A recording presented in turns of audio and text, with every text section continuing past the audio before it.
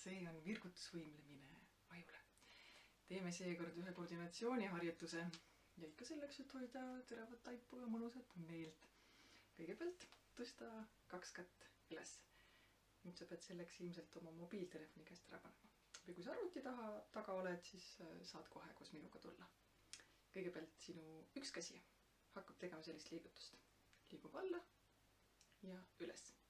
Sinu teine käsi hakkab liikuma keskele alla, keskele üles.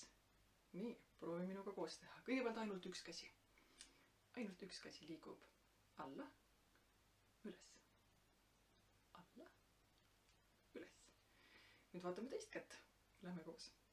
Keskele, alla, keskele, üles. Ja veel. Keskele, alla, keskele, üles.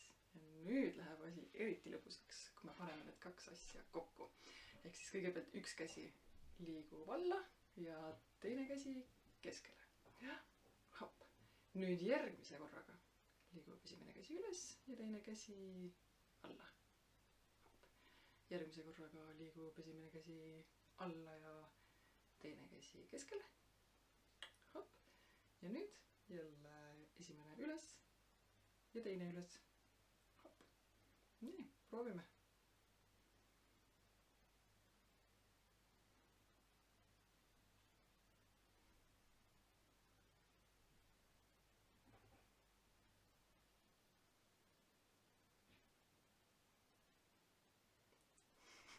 Suurepärane. Ära heitu, kui su käed esialgu sõna ei kuula, harjutamine teeb meistriks.